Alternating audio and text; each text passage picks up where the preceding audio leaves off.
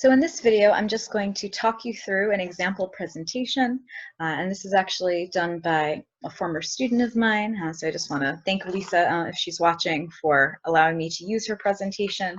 I've edited her presentation very, very slightly just to make it clearer for you to see what you should include in yours, because in her presentation, some of what she said was not included on her slides, and that's definitely fine, but I wanted to make sure that you guys could see visually all of the things that you should be including in your presentation.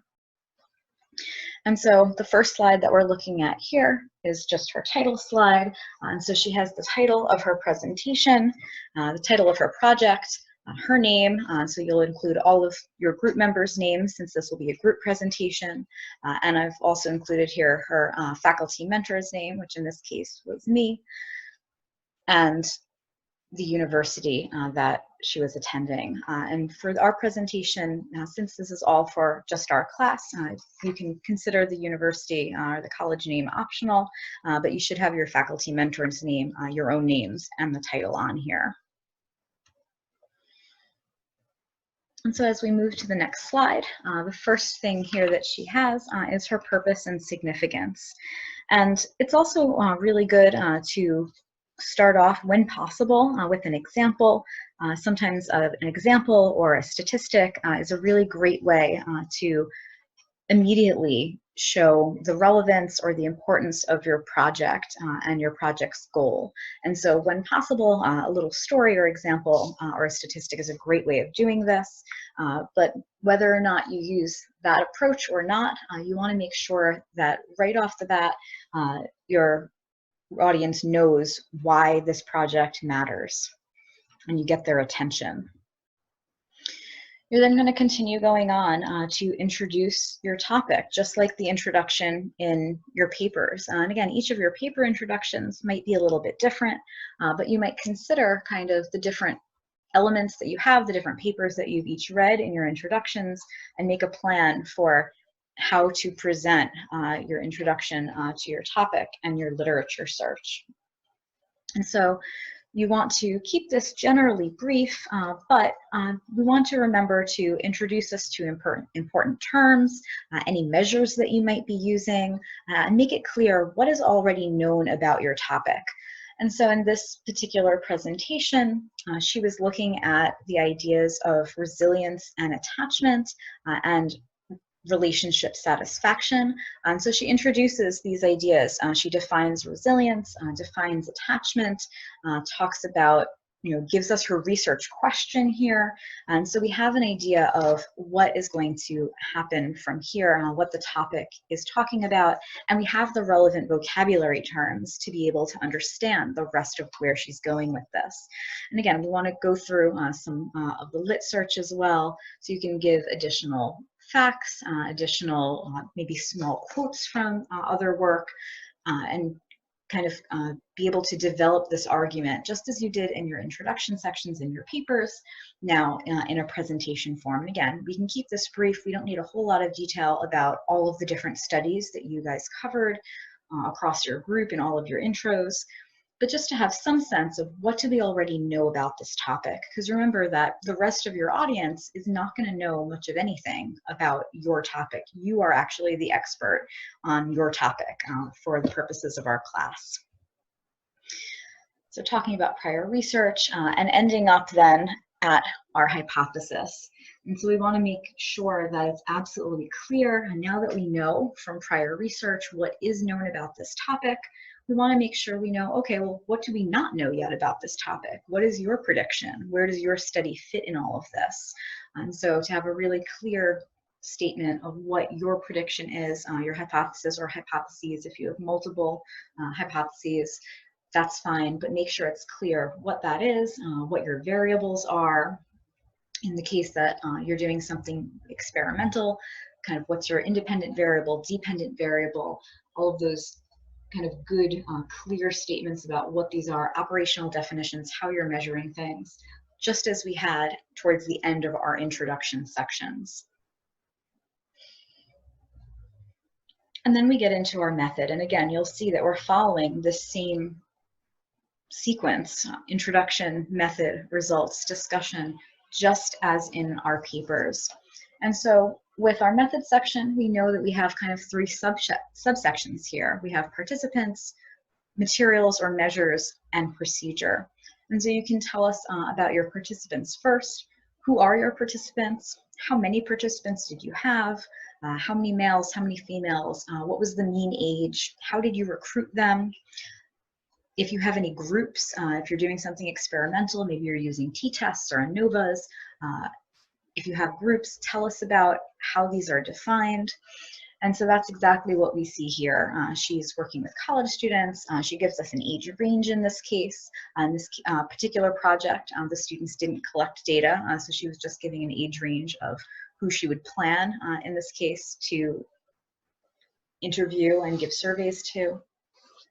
The SONA system at Stony Brook was how she was recruiting her participants, and she talks about her groups of how she was going to examine these groups, a group of resilient and non-resilient participants. And then we move on to materials or measures. And so we want to include some information about these. So if you have particular materials or stimuli, now is the time to describe these. Consider putting a picture or using a short video clip to demonstrate what your participants experienced. Definitely make sure that that's okay with your faculty advisor before you do that. But you want to make sure that you can communicate to your audience what was it that your participants experienced or saw that they were responding to, particularly if you have an experimental measure or an experimental design.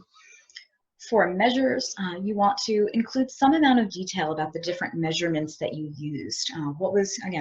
Remind us what your dependent variable was, how many items were in maybe a particular survey. Was this an established survey? If so, give us the name of it. I want to include a citation for that. If it was a survey that you made up, make sure to say so. And how many items were there? Give us a sample question or so. How was this measured? Was this a nominal scale? Did they have 2 choices or 3 choices? Was this on a scale? Was this a numerical answer that you got from them? You're using an interval or a ratio scale. We want to make sure to understand how you were measuring your variables. And also potentially give the reliability and validity of your measures, particularly if this was an established survey and you can get that information from that citation for that survey. And so this way we know what we're working with in your study. How are you measuring these different variables? And so for instance, for this particular survey, we see that she was using a couple of different surveys. She was using the Big 5 personality test, particular attachment survey, and a relationship satisfaction questionnaire. And so first she talks about the Big 5 personality test, and she gives some example of what these questions look like, how that these are going to be rated on a particular scale. She gives some examples of these items.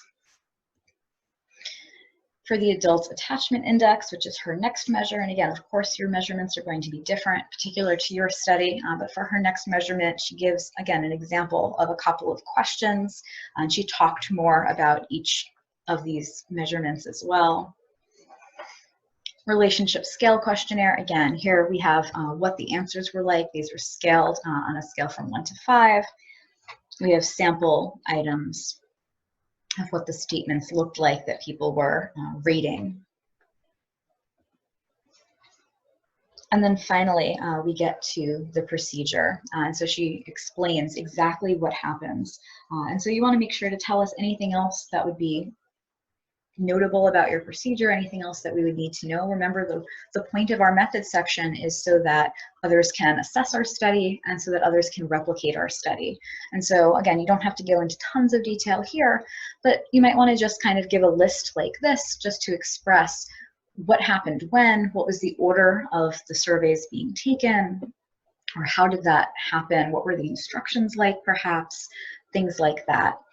And so, and just to be clear, with certain items, especially as we go back to our materials and measures before we move on here, keep in mind that you don't need a ton of examples. One or two would definitely be more than enough.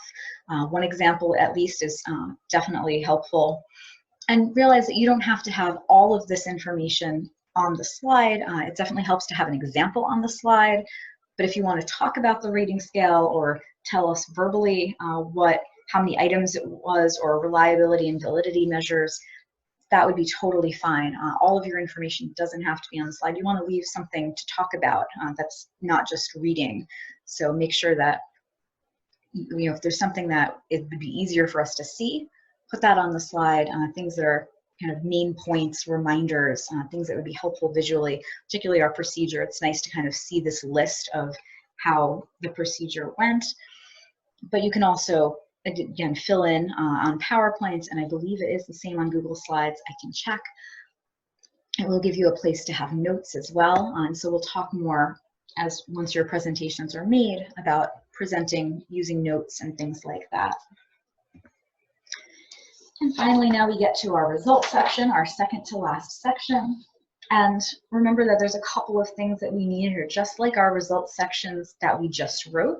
We're going to give some descriptive statistics, some inferential statistics, and a table or figure as appropriate.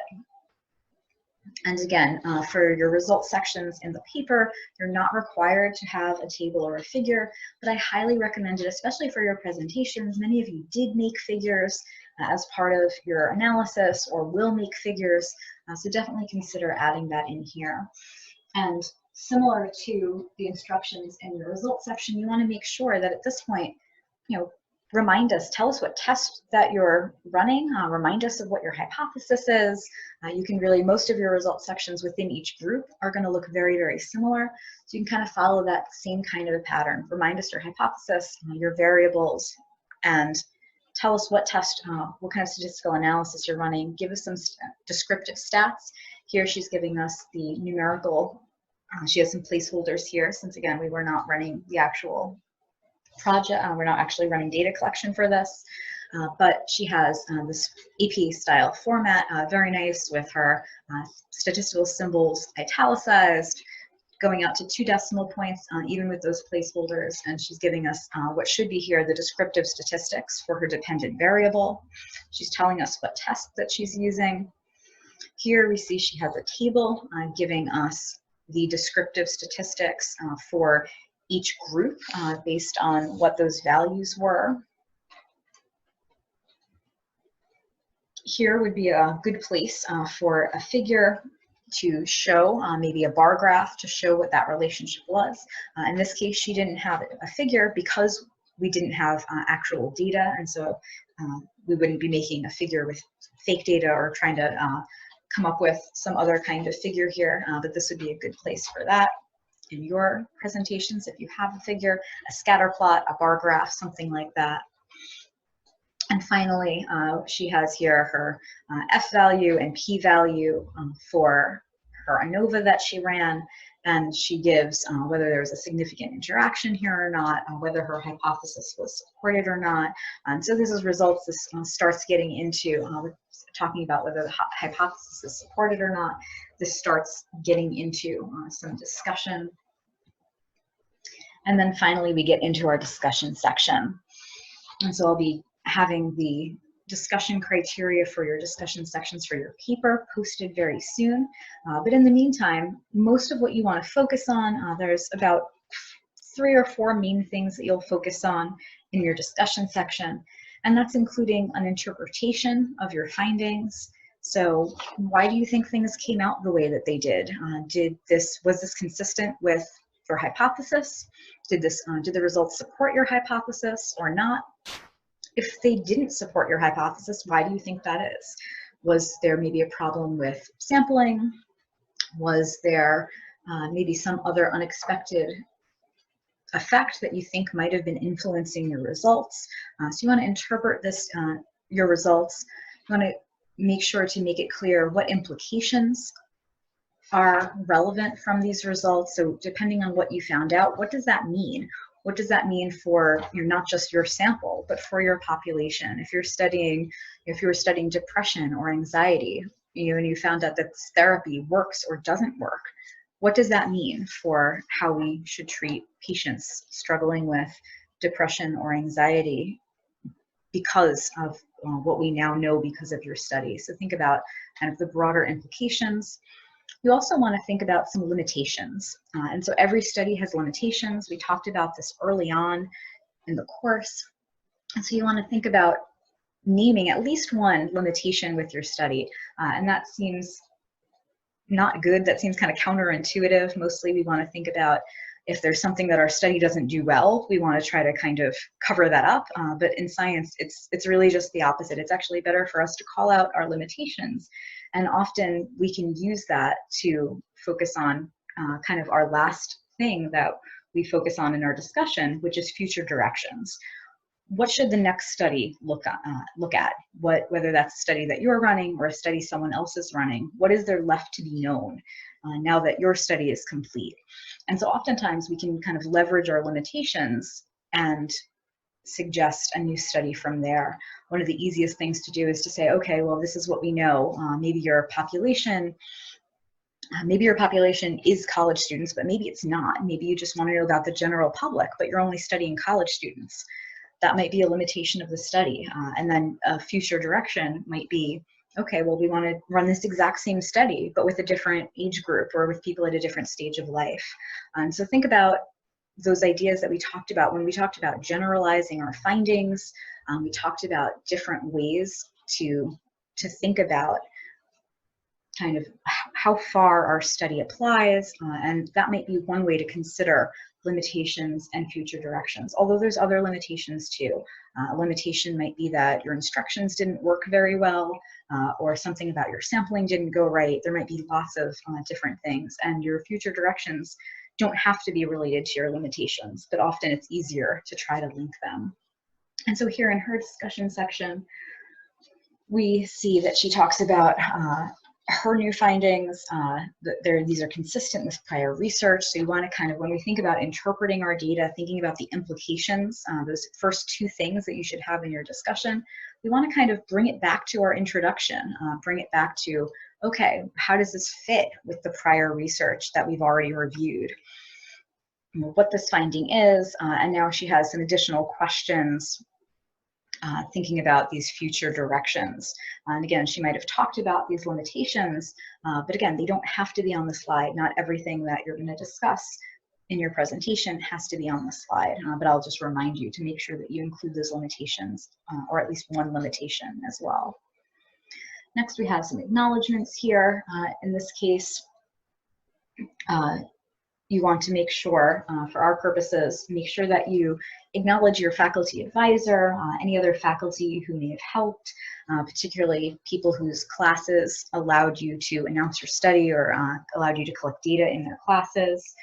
If other students helped, some students were helping other students' groups collect data, so make sure that you thank those people as well, and make sure you can also, if you'd like, it's not necessary, but you can also thank your participants.